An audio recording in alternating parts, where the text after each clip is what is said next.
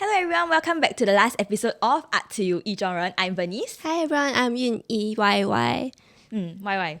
So, why is this episode of ART2U conducted in English? Isn't it because your English is better than your Chinese and that's why this episode is catered to you? Excuse me, are you underestimating my Chinese abilities? Okay, well, the real reason why we are hosting this episode in English is because our guest today is a little bit more comfortable in the English language and we're all about expressing ourselves, correct?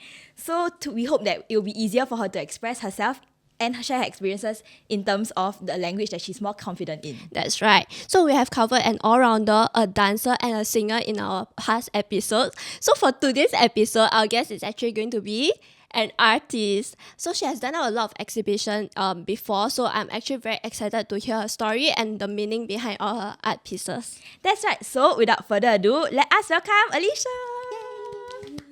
Thank you. Hi, I'm Alyshea. Thanks for having me and thanks for having the podcast in English. I am a full-time freelance artist. I mainly do paintings and murals. I also do a few other things, like I run my own online store called by Eleanor, where I do hand-dyed apparel, and I also sell my own art prints and paintings. I co-edit for Art Magazine now and again, and I also teach art. Yeah. Wow. Versatile. Yeah, okay. So actually we have a few questions today for the podcast, right? So I think for starters, could you just share with our audiences how many exhibitions have you done in your life, or maybe more prominent ones that you vividly recall?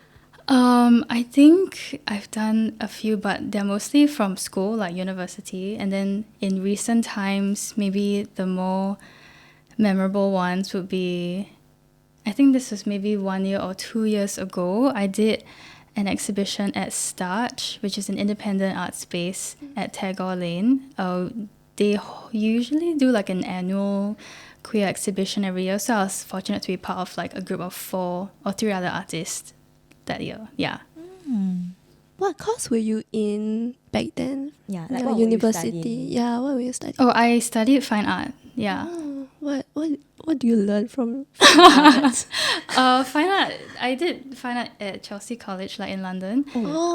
And so in Chelsea College is under UAL, which is University of Arts London. They have 6 different colleges, and then Chelsea is one of them. So in the fine art course in Chelsea specifically, there's no specializations, which means that you have a lot of free reign to try out many, many different mediums. Which is also why I work very cross-disciplinary. I like to try many different things, and I think that's how I work and function. I try to work in a more conceptual way and then find mediums based on that. What do you learn in fine art? It's a very good question. We have our usual art theory, art history lessons. We have a lot of small collective groups, maybe you're interested in sound art, or you're interested in performance art, or installing art pieces, sculpture, I guess the basic understanding of fine art course is that it is more traditional approach to art, which means that you have your regular drawing, painting, sculpture, ceramics. Wow. That kind of very, very traditional art forms, art mediums, So you're an all-rounder artist. Yeah. Oh, no, I don't do all of that, but it's just one of the things that you can explore in the fine art course because there's no specialization. Yeah. So it's quite free range. It's quite broad. Yeah. So everybody in my course, they really do their own medium. Yeah. So with so many other art forms like singing or dancing, have you ever considered of venturing out of being an artist? Oh, I think I currently wear many hats and have many different roles and jobs, but I try to keep things quite consistent in the fact that all of that leads back to visual arts. I guess that's a bigger umbrella term that you can call it. Yeah. Have I considered doing any other? Not really, because I think my main specialization is really in visual arts. Yeah, but I do I started off mostly as a painter, and then when I was in university I did a lot of installations, which means more video work, a bit of sculpture, a bit of physical installing, and then I also did some performance, which is like a video of myself in a performance piece. Yeah, so I guess you could say that those are different kind of art forms, but they still fall under visual art. Yeah. So actually, like, why do you decide to pursue like fine art? Like, there are like a lot of different many like arts. art courses. I think so. Before university, I was in SOTA for 6 years. Oh. Yeah, so SOTA is for 6 years, so you do like 4 years and then 2 years of IB, and then in IB I took higher level visual arts. Wow. So we've been doing it for 6 years anyway. So I think it was quite a natural progression because because I enjoyed it, and I think it is truly something that brings me quite a lot of like joy and like unending inspiration. I think it's important to pick a course that you can really like venture in deeply, and I was like fortunate enough to obviously pursue it. Yeah. Oh, so you've actually been doing art for like The whole entire very, very long. Quite long. Actually, are there like any artists or like people that you look up to, like in terms of like when you design like or like curate your pieces? Sure, yeah. I guess very basic like art inspirations. My top two like painter artists are like Edward Hopper and Rene Magritte, which are like surrealist artists. This is like very like they're dead now. Like this is like a very basic inspiration, but I also take inspiration from there's this artist on Instagram that I follow. I think their name is Jing Zhiyong. He paints like really, really amazing surreal landscapes that are very emotionally like driven pieces. That's so cool. Like I think like many people like nowadays, like when they think of like art inspiration, we'll probably go like Pinterest, like Sure, yeah, social media. So like does it like help? Yeah, for sure. I think because I finished uni, I came back to Singapore in 2020, which was like I still had to finish one more semester of uni remotely.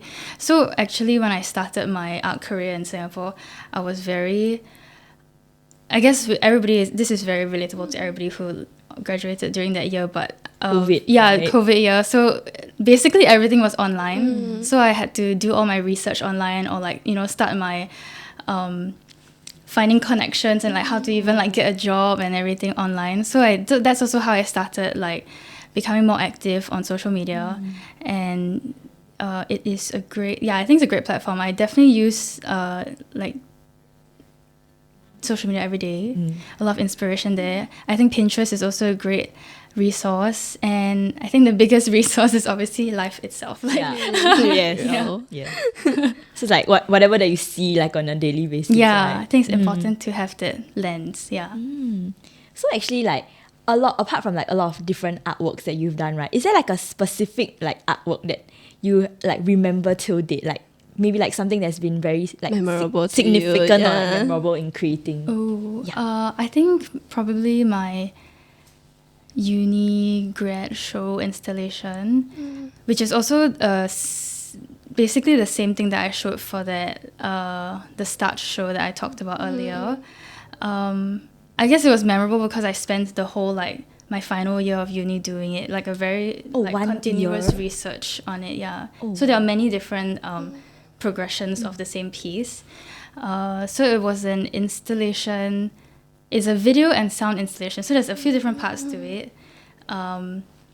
There's like the physical installation of it, and then it's a projected video of me doing some kind of like performance. I was talking about rituals and religion and purity and dirt, like all these different topics, which are things that I do discuss in my work. I just thought that was quite a rich piece, and I spent quite a long time doing it. Yeah, so it was fun. So like actually we also did like a little bit of stalking on like your Instagram, right? And we also actually like found that you do like painting in terms of like murals in public places. So actually can you share with us like what are some of the differences between like mural painting and like the conventional like drawing and painting on like a normal canvas?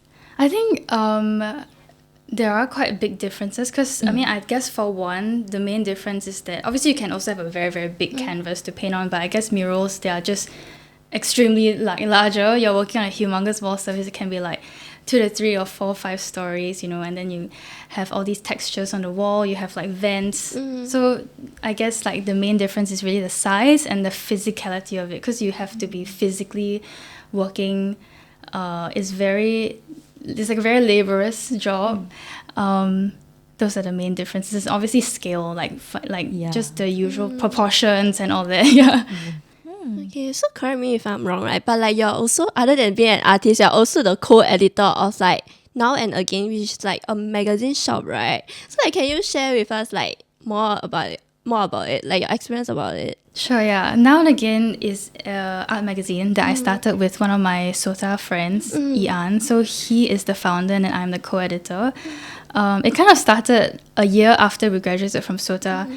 I guess Ngee idea was that everybody was going to leave to uni and like set on different paths in their life. So he wanted to do something just as friends to like come together maybe once a year to write about their experiences in uni life or NS life and just things like that. So it started off in a very organic and like fun little project. But like then it progressed every year. So we do an annual publication, and then now we are working on our 5th one. Oh, wow. So every issue there is a different topic. Like our first issue was on disappearances, so that we wanted to capture like how everybody's life was changing, like transitioning from, I guess, like childhood to adulthood. Oh, wow. And then our current one that we're working on is on cinema. So we touch on different topics, and the main idea of Now and Again is that it is a collaborative magazine.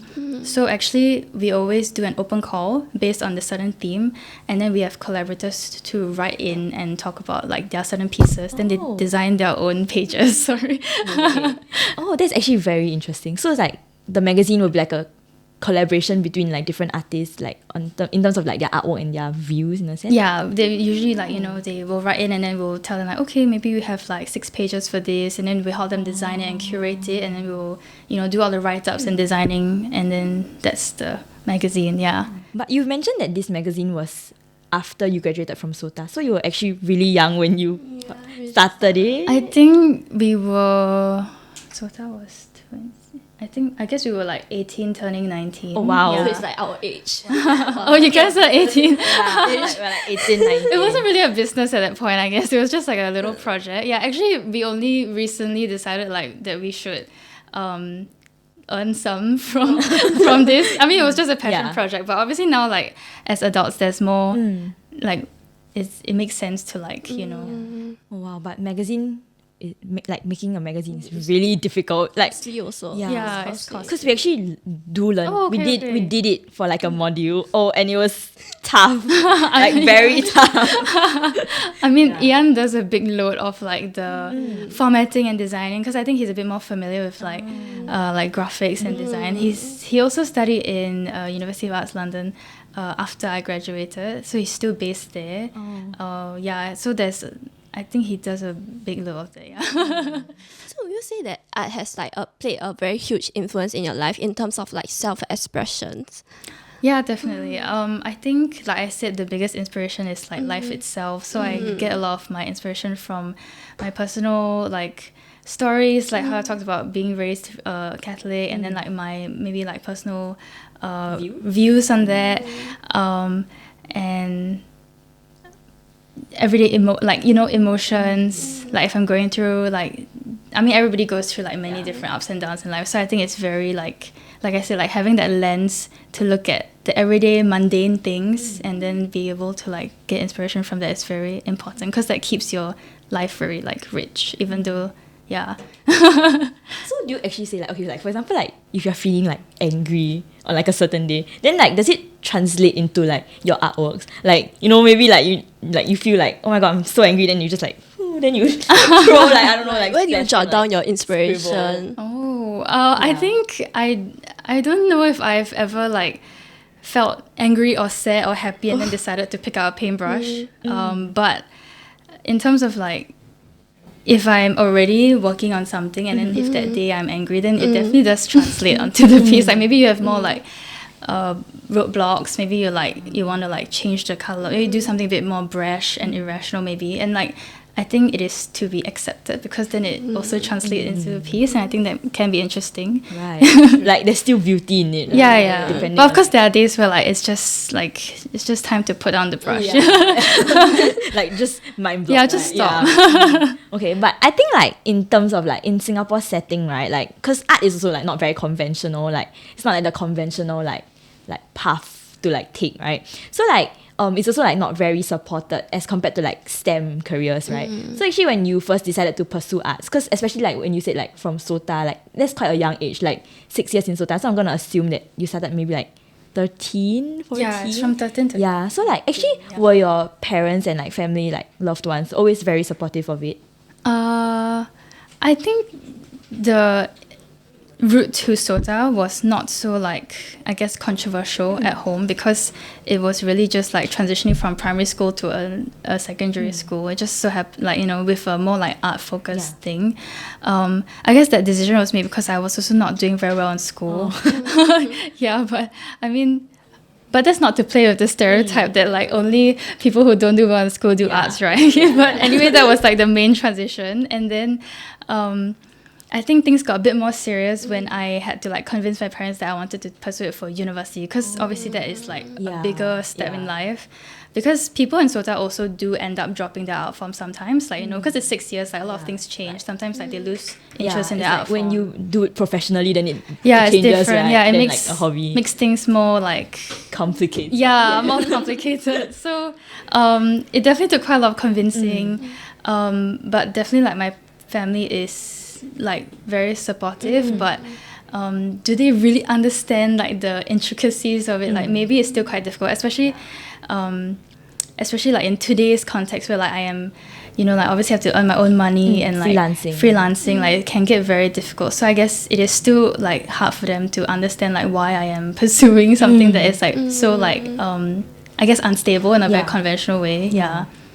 Okay, so like the next question, right, is actually like for myself, but I'm sure like a lot of our audience would be able to relate and like benefit from my question. So okay, I'll use myself as a case study. So like, okay, what if like my art abilities are limited to like stickman drawings? Like some people, you know, like when they paint, then like their brushes look like super sophisticated and like super aesthetic, and like they can sell it for like a few $1,000s easily. But like when like I do it and then it just like looks like off.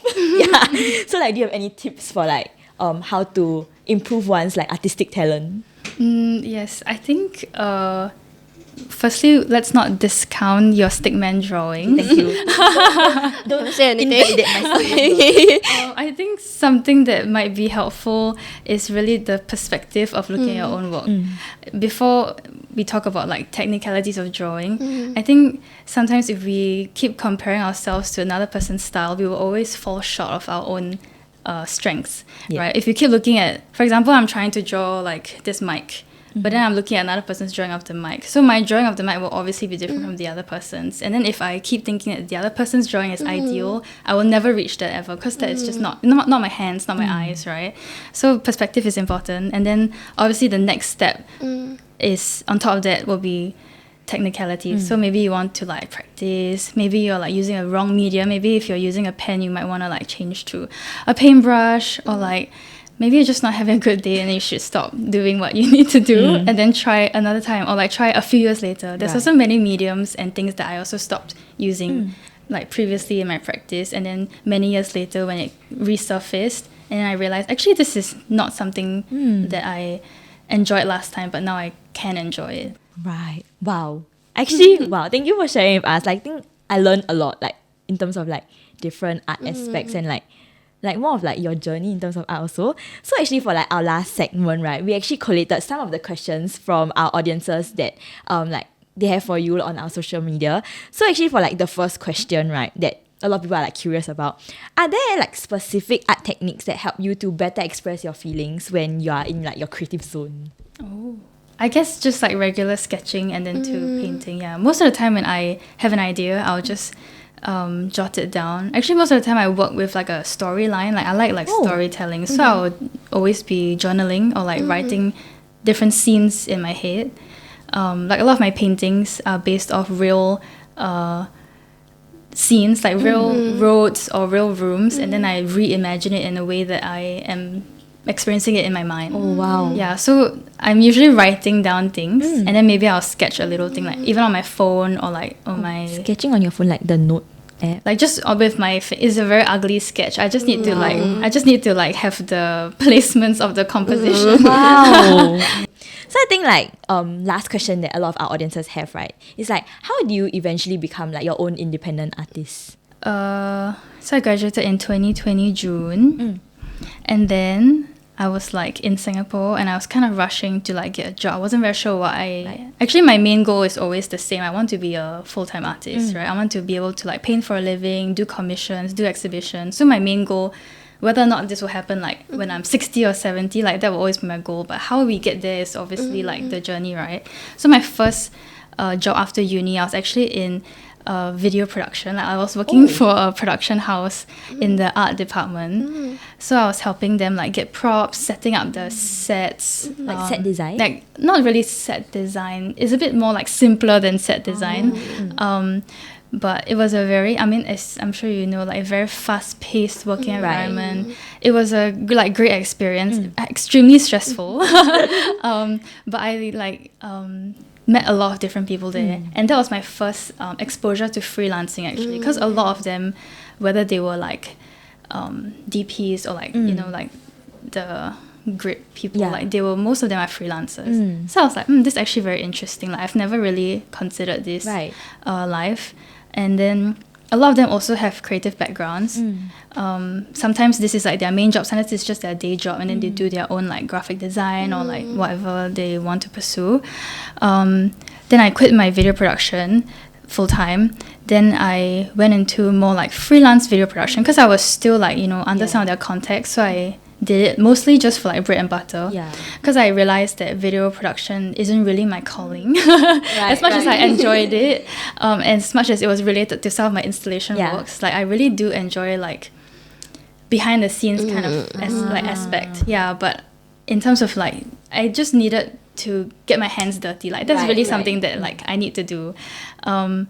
Then, so after I quit that, then I started like my By Elimo shop. I think for that, I started off with doing more like apparels and wearables, because I wanted a way to get my name out there. Because I just came home, I don't know, like a lot of people, you know, I needed to like have a branding. Have some kind of like spread my name kind of, that was my intention. So that's how I started doing apparel.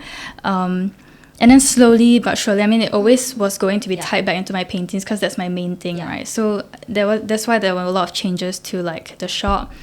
And then I think then I just very slowly continued taking on many different jobs. I did like exhibitions. Then I met Jackson, who's someone that I mural assist very often for now. So that was almost like my every month job. I was mural assisting him every month. So basically, I just took on many different jobs wherever I could, while doing my own like projects, like now and again, teaching. And then I think only last year was like my first full year doing freelance in a more sustainable way. Because previously, when I was freelancing, like there were many months where like I wasn't earning money. But last year, like I was my first year that I managed to like have some kind of like sustained like earning. So actually it's still quite, I guess, new to me. Like I guess it took like about 4 or 3 years to like stabilize. So thank you, Alyshea, for coming to our show today. I believe that after listening to your story throughout this sharing, our audience would definitely be more inspired to start their own art journey. Right. Actually, talking about this, do you have any like upcoming like events or like yes, you can keep up on my Instagram page for my upcoming exhibitions and pop-up markets in the coming months. So remember to keep a lookout.